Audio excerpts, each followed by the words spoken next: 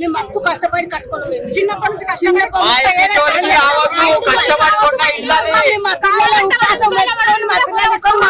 అన్ని మాకు ఇక్కడ బతుకుతారు. మా ఇల్లు పోతే మేము బతకలేము, మేము కూడా చచ్చిపోతాం. ఇప్పుడు మా పిల్లలు మేము అందరం అందరూ ఉంటాం. మమ్మల్ని బాధేసేది అప్పటి అన్ని ఇక్కడ ఏమంటారు, కరెంటు బిల్ ఎందుకు తీసుకోరు, రిజిస్ట్రేషన్ ఎందుకు తీసుకోరు, మీరు తీసుకున్నది లేకుండా ఒక్క నెల కరెంటు బిల్లు కట్టకపోతే ఇంటి కరెంటు కట్ చేసిపోతాడు. మళ్ళీ ఈ నెలలో రాలేడాడు ఎందుకు మాకు ఏమొద్దు, డబుల్ బెడ్రూమ్ వద్దు, మా ఇల్లు మాకే కావాలి. ఏడు మాకైతే అందక ఈ సంవత్సరం పెద్దల దినాలు మాతో పెట్టుకుంటుండే, వచ్చే సంవత్సరం కల్లా వాటికి కూడా పెద్దలలో కనిపిస్తారు. ఇట్లనే తెలుసా, పేదోళ్ళ ఉసురు ముట్టి వాడు బతకాడు, వాడు బాగుపడాడు. నాలాలు ఇన్ని రోజులు అండి, నేను నాలాలు ఇప్పుడే వచ్చినాయి. నాలాలు వస్తాయి, ఇప్పటిదాకా మా ఇల్లు ముందలేవు సార్, మా ఇల్లు ముందలేవు.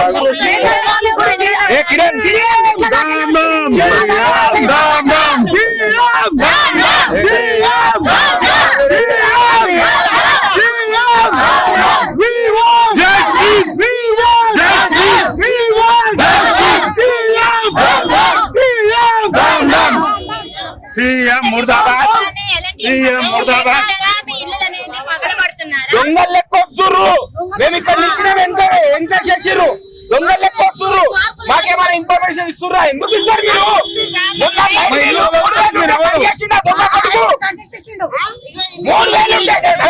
3,000 ఉంటే కట్ చేసిండు. అప్పుడు ఏం చేసిర్రు మీరు? 3,000 కరెంట్ బిల్ ఉంటే కట్ చేస్తుండ్రు. డబుల్ బెడ్రూమ్ అనుకుంటున్నాను అని బిడ్డ పెళ్ళప్పుడు లేకుండా కదా. ఇప్పుడు ఈమని డబుల్ బెడ్రూమ్ మనకి గిఫ్ట్, డబుల్ బెడ్రూమ్ మనకి ఈమని మాకెందుకు? వాడు ఇచ్చిన భూమి ట్యాక్స్ 50 గజాలకు 1,20,000 రిజిస్ట్రేషన్ కి 2 నెలల ముందు. అంటే మీరు వాటర్ పన్ను గాని అన్ని కడుతున్నారు. వాటర్ బిల్ ఉంది, FTL బఫర్ జోన్ అంటారు, అన్ని ఉన్నాయి. మన రిజిస్ట్రేషన్ ఉంది. అప్పుడు రిజిస్ట్రేషన్ చేసినావు నువ్వు, 20 రిజిస్ట్రేషన్ చేసినావు. ఏం మంచిగా ఉంటావు? దొంగల లెక్క ఎందుకు వస్తున్నావు? ఆ బొప్పర్ జూన్ అంటున్నావు, ఎర్ర జూన్ అంటున్నావు, తెల్ల జూన్ అంటున్నావు. అరే ఏ జూన్ రాని ఇంట్లో మందు పోయినా అన్నమారా నీకు? 6 గ్యారంటీ చెప్పిండు. కళ్యాణ బంగారం అన్నాడు, ఆ ఇంట్లో మంది వేసుకున్నది, అది అన్నాడు, ఇది అన్నాడు, అన్నీ అదైతే చేతనైతే లేదు.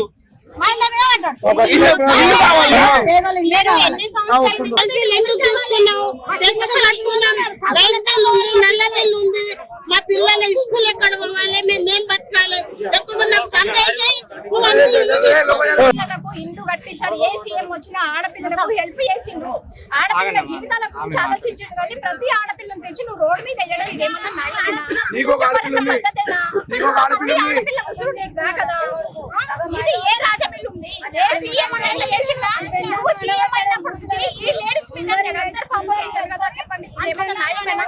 ఏ ప్రభుత్వం ఉంది? అడగండి అమ్మా, గట్టిగా ఎలా తీయండి. మా ప్రాపర్టీ మీద మొత్తం అధికారం మీకు ఎవరు ఇచ్చినారు? ఏ ఎంపీ రాలేడు. మరి వీళ్ళంతా ముసుకేసుకురా, గాజులు లేవురా, పిల్లల మనుషులరా, ఓట్లు ఏమని ఇంటింటికి వచ్చిన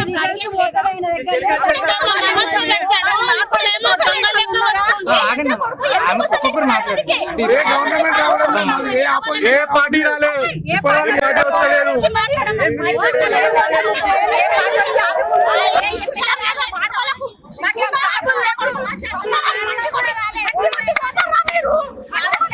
FTL బఫర్ జోన్ ఇన్ని రోజులు లేకుండా ఇప్పుడు ఎందుకు గుర్తుకొచ్చింది? ఏ గవర్నమెంట్ లేకుండా ఒక్కొక్క ఇంట్లో 10 మంది 15 మంది ఉన్నారు, ఫ్యామిలీ ఉన్నారు. మనిషికి 40 లక్షలు 50 లక్షలు కట్టుకొని ఇల్లు కట్టుకున్నారు. మీరు 2 లక్షల 3 లక్షల డబుల్ బెడ్రూమ్ ఎక్కడ ఇస్తారు? అలా భవిష్యత్తు ఇక్కడ, కష్టం చేసేది ఇక్కడ, అలా ఇల్లు ఇక్కడ, అలా చిన్న చిన్న పిల్లలు చదువుకునేది ఇక్కడ. నువ్వు ఎక్కడ పోయి తీసుకో డబుల్ బెడ్రూమ్? మేము ఎందుకు ఉండాలి? మా జగన్ మీద మీకు అధికారం ఏముంది? మా ఇంటి మీద మీకు అధికారం ఏముంది చెప్పాలి.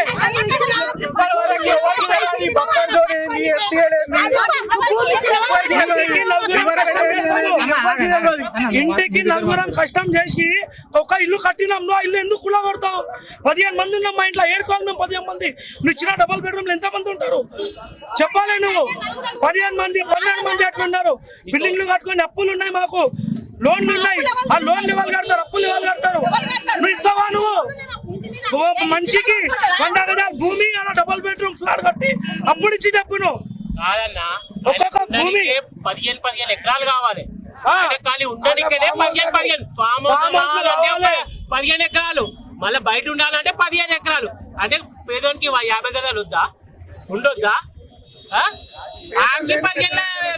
ఎమ్మెల్యే కావాలి కార్పొరేటర్ కావాలి అందరికి కావాలి మరి గరీబోడేకి కావాలి దోమల మందు కొట్టేయాలి మేము అడిగినాం ఎప్పుడైనా వచ్చిన అంటే ఏదన్నా ఒక ఫామ్ రెడీ చేశారు ఏదన్నా ఒకటి ఏ డిపార్ట్మెంట్ అనే రెడీ చేశారా రెడీ చేయదా మరి గరీబోడేకి కావాలి మళ్ళా ఏడవై ఉండాలి చెప్పండి మన గవర్నమెంట్ మనం ఏమని అడుగుతున్నామా మేము ఖాళీ చేయము బుల్డోజర్ తీసి ఇంత మంది నుంచి ఎక్కించిన తర్వాతే గల్లీలో తీసుకోవాలండి బుల్డోజర్ ఇంత మంది సిద్ధంగా ఉన్నాం మేము కూకానికి బుల్డోజర్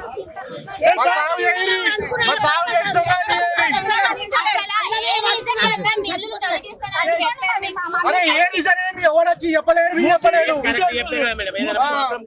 అసలు వచ్చి వాళ్ళు సర్వే చేసేటోళ్ళకి తెలుసా రిజిస్ట్రేషన్ చేసేటప్పుడు తెలియదు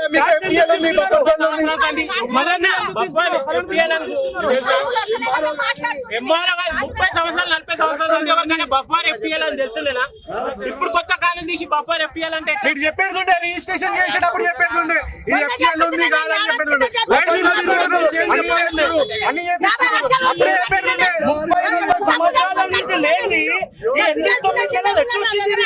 మీకు ఎవరు చెప్పన్నారు ఈ మూసిని వారితో మాకేమన్నా లాభమా ఉన్నామా ఇల్లు 30 సంవత్సరాల నుండి ఏ వర్షాలు వచ్చినా వరదలు వచ్చినా ఏ ఇల్లు కట్టుకోవాలి మీరు రికార్డ్స్ తీయండి మీరు 30-40 సంవత్సరాలు ఎంత వరకు వాటర్ వచ్చింది చూసుకోండి ఎంత లేదో తెలుసగా లేదా రికార్డ్ లేవా మితానా అరే మోరీ 30 సంవత్సరాలతో దోమలు లేకుండేనా ఈగలు లేకుండేనా నాళాలు లేకుండేనా నాళాలు నిండలేదా 30 సార్లు చుట్టుముట్టి దేశం మీద తిరిగితే 100 సార్లు తిరిగితే ఒక్కసారి రాలేదు మేమే బట్టలు కొట్టుకోవాలి మేమే సాఫ్ చేసుకోవాలి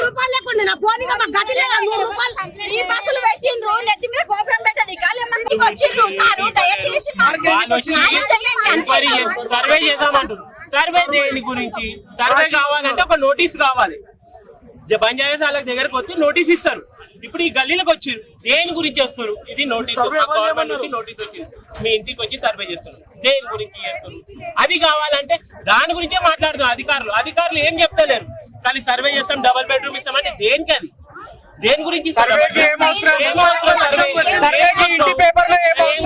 నోటీస్ ఇచ్చిందా నోటీస్ ఇవ్వాలి నాకు ఏం చెప్పాలి గల్లీలో కానీ నోటీస్ కావాలి గవర్నమెంట్ అధికారులు ఏం చెప్పలేరు చెప్పకుండానే వచ్చి డైరెక్ట్ కూడా కొడతాం చేస్తామంటే ఎట్లా హైడ్రా అనే ఒక హైడ్రామా నడిపిస్తుంది సీఎం ఈ హైడ్రామాలు ఏదైతుందంటే వాసవి బిల్డర్స్ అపార్ట్మెంట్లు దీంట్లో కట్టిర్రు చెరువుల మన్ను పోసి దాంట్లో కట్టిర్రు దాని జోలికి వతలేదు సీఎం ఫాతిమా కాలేజ్ ఎవరిది హైదరాబాద్ పార్లమెంట్ ఎంపీ ఆయన జోలికి వస్తలేదు ఈయన జోలికి ఎందుకు వస్తుండు ఈయన కొడితే ఆడికి దిక్కుండదు ఇటు గరీబోడు పేదోడు వాయిస్ రేజ్ చేయడు వాళ్ళ దగ్గరికి వస్తే ఏమైందంటే వాళ్ళు బెదిరిస్తారు డబ్బు బలం ఉంటుంది పొలిటికల్ బలం ఉంటుంది ఈ బిల్డర్స్ కాబట్టి పోతుంది ఇప్పుడు స్వయాన రేవంత్ రెడ్డి అన్న అయినటువంటి కొండలరెడ్డి తిరుపతి రెడ్డి కూడా ఎఫ్ఎల్టీ జోన్ లో ఉంది నువ్వు నీ అన్నలకేమో గుల కొడతలేవు గరీబోలో గుల కొడుతుంది అంటే దీంట్లో వీళ్ళ క్లియర్ ఇన్స్ట్రక్షన్స్ ఏముందంటే ఎక్కడెక్కడ పేదలు ఉన్నారో వాళ్ళు ఇల్లు కొడితే వాళ్ళు వాయిస్ రేజ్ చేయను ఇక్కడ నుంచి ఒక ఇటుక పిల్ల కదిలితే అక్కడ సీఎం ఇంటికి ఇటుక పిల్ల కూడా కదులుతారు ఎందుకంటే నీ ఇంటికి ఏదైతే కూలగొడితే బాధ ఉంటది కదా అదే సేమ్ పేదోని ఇంటికి కూడా కూలగొడితే అదే బాధ ఉంటది ఆయన దగ్గర 1000 కోట్లు ఉన్నాయి ఒక ఇల్లు కొడతారు 100 ఇల్లు కట్టుకుంటారు 1000 ఇల్లు కట్టుకుంటారు వీళ్ళకి ఇల్లు కూలకపోతే ఎట్లాగా ఏ నుంచి కట్టుకుంటారు అరే ఫస్ట్ మాట వాళ్ళకు తిరిగినకే మెతుకులు నోట్లో పోవాలంటే పొద్దుగల నుంచి రాత్రి కష్టపడితే అప్పులు సప్పులు చేసుకుంటా పిల్లల్ని చదివించుకుంటా బతుకు వెళ్ళదీయాలంటే చాలా కష్టమైన ఉంటది అసోంటి వీళ్ళ ఇల్లు కూలగొడితే వీళ్ళు అనుకుంటారేమో కానీ వీళ్ళు ఇల్లు కొడితే వీళ్ళే ఉంటారు పక్క ఉన్న బస్తీలు కూడా వచ్చి వీళ్ళకి అండగా ఉంటాం ఎందుకంటే వీళ్ళతోడు అవుతుంది రేపు ఇంకోటి తోడు అవుతుంది మూసీని కబ్జా చేయడం చేసిండు ఎవరు పెద్ద పెద్ద బిల్డర్లు ఉంటారు వాళ్ళ ఇంటికి చేయండి వాళ్ళ ఇంటికి పోండి బిల్డర్ల ఇంటికి కానీ పేదోంటికి జోలికి వస్తే మాత్రం కార్వాన్ల కులాలకు బస్తీలకు అతీత అందరూ వచ్చి రేవంత్ రెడ్డి ఇల్లు కూడా ఎందుకంటే వాళ్ళందరూ కూడా ఉంది కదమ్మా, ఎఫ్టీఎల్ జోన్ లో ఉంది. వీళ్ళకి చిన్న ఆపద వచ్చినా కూడా మొత్తం కార్మాన్ ప్రజలు మాత్రం ఇక్కడ వచ్చి నిలబడతారు, కొట్లాడతారు, అవసరమైతే వాళ్ళ తాట కూడా తీస్తారు. ఇంత జరుగుతున్నా కూడా కనీసం కార్పొరేటర్ కూడా రాకపోవడం వల్ల ఏమంటారు? మీరు మంచి ప్రశ్న అడిగిరమ్మా. మా అన్నలు కూడా ఇప్పుడైనా ఐక్యమత్యం వచ్చి ఈ కార్పొరేటరు, ఎమ్మెల్యే, ఎంపీ ఓట్ల టైంలో వస్తారు, అడుగుతారు, పోతారు. ఎందుకంటే ఇప్పుడు మళ్ళీ ఎలక్షన్ టైంలో పబ్లిక్ మర్చిపోతారు కదా, పబ్లిక్ మర్చిపోతారు. మా వాళ్ళందరూ మర్చిపోతారు, మా వాళ్ళు గొర్రెలు అనుకుంటారు. కాబట్టి ఆ టైంలో వస్తారు, ఓటర్ శిక్షిస్తా అంటారు, లేకపోతే కొందరు చేతిలో పెడతా అంటారు. కాబట్టి ఇదంతా మర్చిపోతారు, వస్తారు. ఇప్పుడు కూడా కార్పొరేటర్ వచ్చినా, ఎమ్మెల్యే వచ్చినా, ఎంపీ వచ్చినా ఇక్కడ బస్తీ ప్రజలంతా బట్టలిప్పి ఉరికి చురికిచ్చి కొడతారు.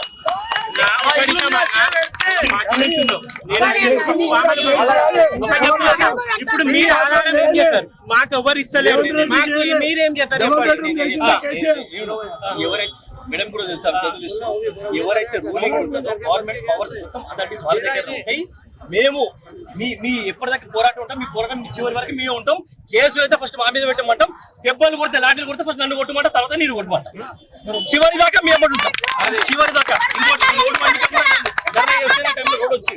ఇల్లు కొడితే కూడా మేము బరబ్బర్ మీరు ఇప్పటి నుంచి కాదు, ఏ ఆది రాత్రి అయినా మాకు సాయం కావాలి.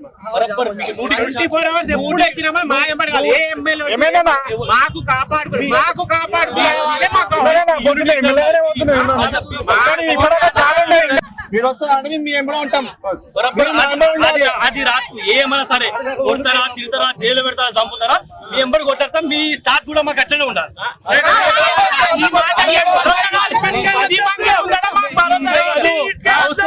అవసరమైతే సీఎం ఇంటి కూడా ఇక్కడ చోటన్ కూడా శంఖ మూసినట్టు మన బాధ ఆయనకు తెలవాలి. ఎవరైతే కూల కొట్టిస్తుంది చూసినావా ఆయనకి తెలవాలి. వీళ్ళైతే ఆడుకొని పోతాం మనం అందరం కలిసి.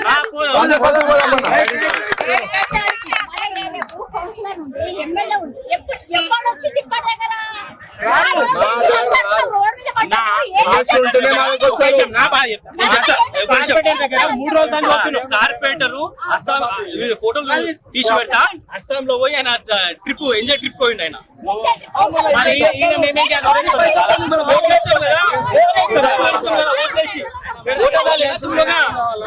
ఓట్లేసినాం కదా మనం, గట్లే ఉంటది. అందుకోసము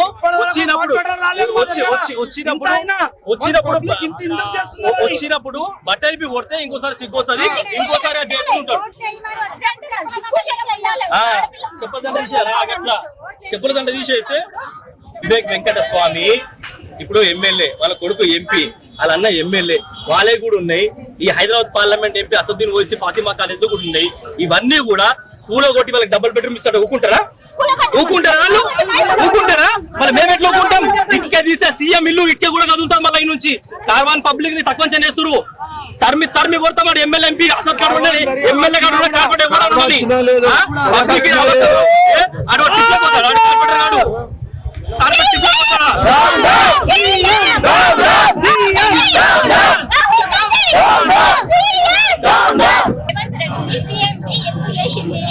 ప్రజలను కాపాడమని చేసిందా? ప్రజల మీద పడి గరీబులు ఊడగొట్టమని చెప్పిందామే? చెప్పండి. 40 ఏళ్ల నుంచి మేము ఇల్లు కట్టుకోండి, కష్టపడి లక్షలు పెట్టి ఇల్లు కట్టుకుంటే ఇప్పుడు వచ్చి ఎట్లా బతకాలి చెప్పండి. మేము ఏం పాపం చేసినాం? ఇంటి ట్యాక్సీలు కడతలేమా, నల్ల బిల్లు కడతలేమా, కరెంటు బిల్లు కడతలేమా? అన్ని గిట్టంగా పేద ప్రజలను తీసుకొచ్చి రోడ్ మీద పడేస్తే మరి రేవంత్ రెడ్డికి మా పాపం కదా, మా ఉసురు ఉంటుందా? మా పిల్లల స్కూల్ పెట్టి ఇవన్నీ మేము ఎట్లా బతకాలి? మాకు ఆధారం ఏంటి చెప్పండి. 45 లక్షలు పెట్టాము, 40 లక్షలు కట్టిమా, నా ఇంటి ట్యాక్సీ కట్టిమా, మొత్తం పైసా కట్టించిన ఇల్లు కూడా కొట్టాం, ఫ్రీ చేసి పెడతాం. దానికి నో అబ్జెక్షన్. నీ రకంగా నీ గవర్నమెంట్ చెప్తుంది కదా, ఆ గవర్నమెంట్ విధంగా వినండి. మా ఇంటి ట్యాక్సీ పైసలు మొత్తం కట్టియండి, నా ప్లాట్ పైసలు ఇల్లు కట్టినండి. ఇప్పుడు 50 లక్షలు ఇచ్చిన ఇల్లు లేకపోతే నేను జాగ్రత్త ఏమిస్తారు? డబుల్ బెడ్రూమ్లు ఇస్తారు. నా పిల్లలు ఎట్లా బతకాలి? ఏం కూలినా చేసి బతకాలి చెప్పండి. 50 లక్షలు వృధా చేయాలన్నా చెప్పండి. మీకేమన్నా ఒక్క నెల కరెంటు బిల్లు కట్టకపోతే కరెంటు బిల్లు కట్టిస్తాం, ఇంటి ట్యాక్సీ కట్టకపోతే ఇంటికి వచ్చి అడుగుతాం. మరి ఇవన్నీ తీసుకున్నప్పుడు నీకు ఒక న్యాయం, నాకు ఒక న్యాయమా చెప్పండి. మా ఆడపిల్ల పాపం నీకు కాదు కదా చెప్పండి. ఎంత మంది మూసి ఇప్పుడు మూసి నీకు ఏడికెళ్ళి వచ్చింది? నీళ్ళు వచ్చినప్పుడు ఎవడన్నా వచ్చిందా? ఎప్పుడు రాలే ఇళ్ళకి నీళ్ళు ఎప్పుడు వచ్చినాయి? వచ్చి ఇల్లు కూడా కొడతా అంటే ఓడి తెచ్చి ఇచ్చిండా మాకు. మేము కష్టపడి పైసా గుర్తేసి ఇల్లు కొనుక్కున్నాం మేము. అది వచ్చి ఇప్పుడు ఇన్ని రోజులు సీఎంలు అందరు వచ్చిండ్రు, ఎవరికి లేదే ఈయనకెందుకు ఇల్లు కూడా కొట్టాలని ఉంది. బయట దేశం అమ్ముకోవాలని ఉందా? బయట దేశం అమ్ముకుంటుండు. ఇప్పుడు పేద ప్రజల్ని మొత్తం మందికి ఖాళీ చేపించి పెద్ద పెద్ద బిల్డర్కి ఇస్తున్నాడు. ఈ పేదలు ఎక్కడ పోవాలి? పేదలు అందరూ ఎక్కడ పోవాలి? నా కొడుకులు ఎక్కడ పోవాలి? ముగ్గురు ఒక బెడ్రూమ్ తీసుకొని మేమేం చేస్తాము? మాకు అవసరం లేదు. మా ఇల్లు మాకు కావాలి. మాకు కావాలి మా ఇల్లు. మా ఇల్లు కావాలి. మా ఇల్లు మాకు కావాలి. వాడు ఏమి ఇచ్చేది అవసరం లేదు మాకు. మా ఇల్లు మాకు కావాలి. వాడు ఏం చేస్తుండు? వచ్చిండు 9 నెలలు అయింది. ఏం చేసిండు? ప్రజల ఖాళీలు బస్సులు ఒకటి ఫ్రీ పెట్టిండు అంతే. బస్సులు ఒకటి ఫ్రీ పెట్టిండు కాదు, అదే ఆశ చూపెట్టిండు. ఏమన్నా ప్రజలకు ఏమన్నా చేసిందా? ముసలికి ఏమన్నా ఇస్తుందా? పేదలకు ఏమన్నా ఇస్తుందా? ఎంత కష్టపడితే మేము కట్టుకున్నాం ఇల్లు. మేము ఎంత కష్టపడి పైసా కూడా వేసుకొని మేము కట్టుకున్నాం. మా ఇంట్లో మేము పోనీయము. మేము చచ్చినట్లే వేస్తాం కానీ మేము మాత్రం ఇల్లు పోనీయం. మా మీ ఇంకెళ్ళి పోగోగా మేము మాత్రం సస్తమని గ్యాస్ వానికి వస్తాం, మేము పోసుకుంటాం. కానీ మేము పోము. ఇల్లు పగలు కొట్టడమే కాకుండా మీ కొడుకు మీద గొడవ